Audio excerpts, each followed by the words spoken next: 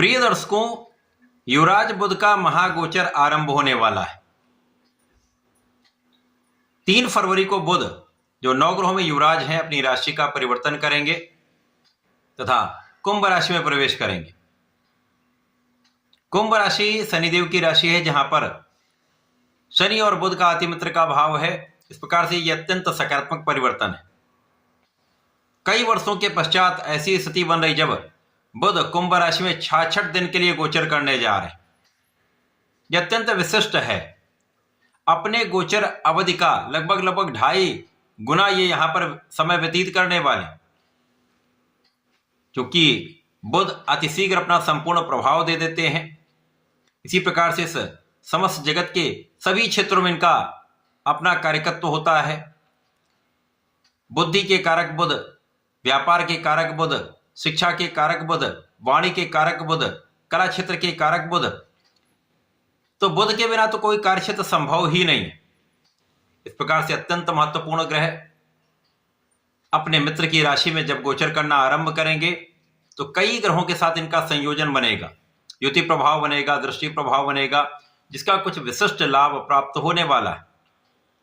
परंतु यहां पर इनका गोचर राहु के साथ 66 दिन निरंतर रहने वाला है, जिसके कारण जड़ दोष भी बनेगा और इस जड़ दोष का प्रभाव समस्त राशि के जातकों को प्रभावित भी करेगा तथा बुध और राहु अतिमित्र के भाव में भी होते हैं।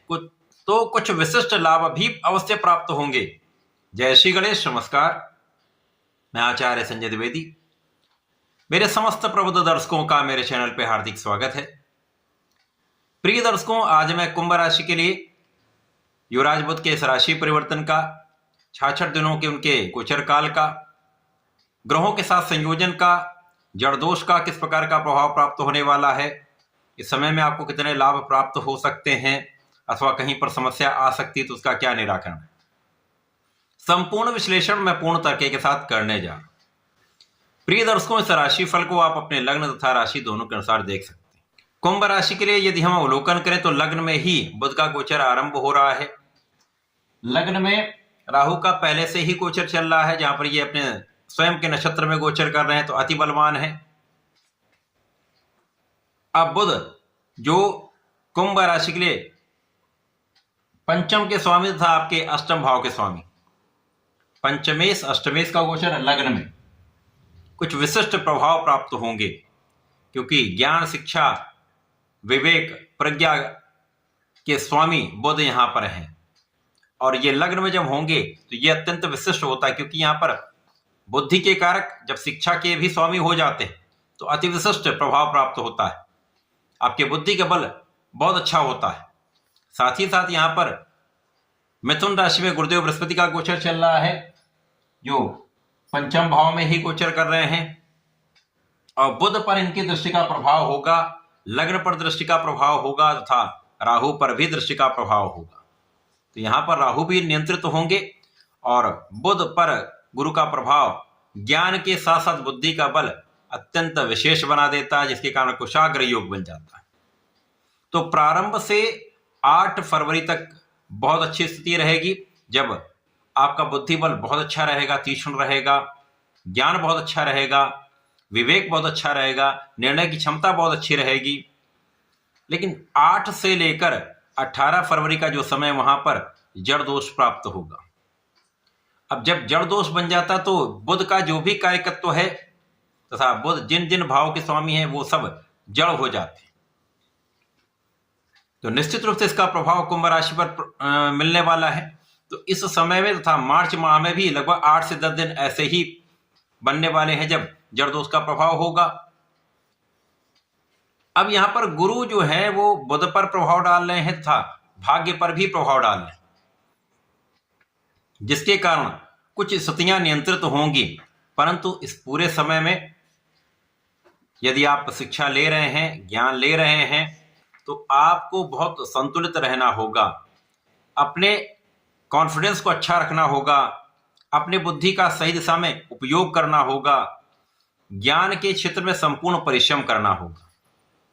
यदि आपने ऐसा कर लिया और विवेकशील आप रहे, आपका मन भटका नहीं, क्योंकि यहाँ पर राहु लग्न में भटकाने का प्रयत्न करेंगे, और जब बुद्धि जड़ कर देंगे तो निश्चित रूप से भ्रम उत्पन्न हो जाएगा। अनावश्यक भय, अनावश्यक भ्रम आपको समस्या में डाल सकता है।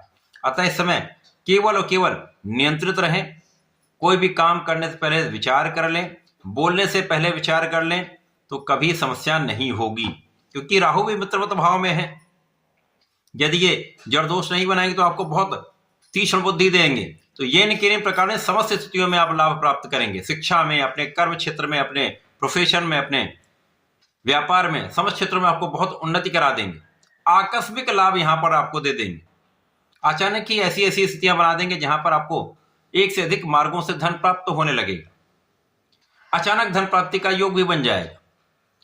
पैतृक संपत्ति से लाभ हो सकता है, किसी अन्य स्रोत से अचानक धन लाभ हो सकता है। परंतु जब बुद्धि को जड़ कर देते हैं तब आपको बहुत धैर्य के साथ काम करना चाहिए। यदि नहीं समझ में आता तो अपने बड़ों से सलाह ले लें, अपने गुरु की सलाह ले लें, पिता से सलाह ले लें, तो समस्याएं नहीं होंगी। कुंभ राशि के लिए उच्च शिक्षा का भाव भी प्रबल होगा। उच्च शिक्षा ले रहे हैं और विशेष रूप से स्पेसिफिक क्वालिफिकेशन ले रहे हैं, ये समय आपके लिए अत्यंत विशेष है। यदि यहां पर आप अपने मार्ग में सही दिशा में चलते रहे, आपने लक्ष्य को निर्धारित कर लिया और उस लक्ष्य की प्राप्ति के लिए आप निरंतर प्रयास करते रहे, तो कोई शक्ति आपको बाधित नहीं कर पाएगी और आपको अच्छे अंक भी प्राप्त होंगे, अच्छा परिणाम प्राप्त होगा। और यहीं पर ही कहीं ना कहीं कुछ भ्रम या डर आपको समस्या में डाल सकता, तो यहां पर आपका परिणाम भी फ्लक्चुएट हो सकता है। इसी प्रकार से तनाव कुछ बढ़ सकता है।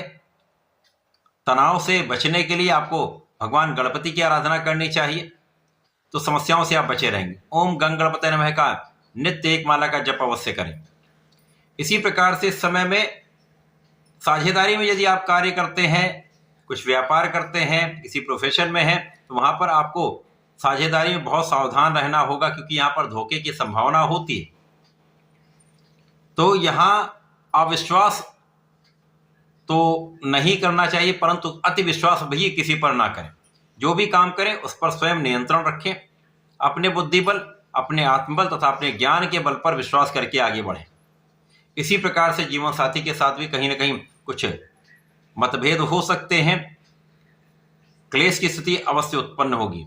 किसी अन्य के कारण आपसी तनाव बढ़ सकता है, तो यहां बहुत ध्यान देने की आवश्यकता होगी। बहुत धैर्य के साथ आपको बढ़ना होगा। इस पूरे समय में यदि आप कला क्षेत्र से संबंध रखते हैं तो अचानक बड़े कॉन्ट्रैक्ट की प्राप्ति हो सकती है।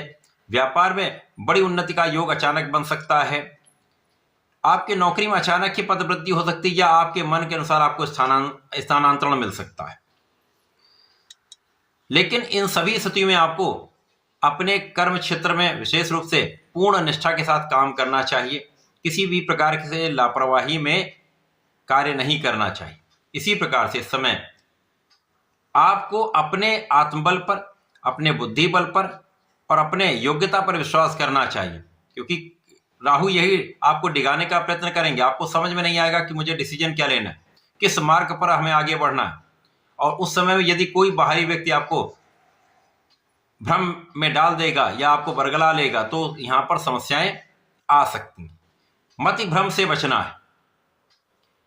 यदि आप मति भ्रम से बचे तो इस समय में कोई बड़ी समस्या नहीं होगी। आपके लिए अच्छा है, आपको बहुत आगे बढ़ाने वाला है। लेकिन बीच में जो 8-10 दिन फरवरी में और मार्च में आपके लिए समस्या कर सकती है। अतः इस समय में भगवान भोलेनाथ की आराधना करें, नित्य नमः शिवाय का जप करते रहें। प्रत्येक शनिवार को भगवान भोलेनाथ पर जलार्चन करें तथा काले तिल का अर्पण करें, चंदन की सुगंधि का अर्पण करें, तो विशेष लाभ आपको प्राप्त होंगे। तो ऐसा करके इसका लाभ लें। धन्यवाद, नमस्कार।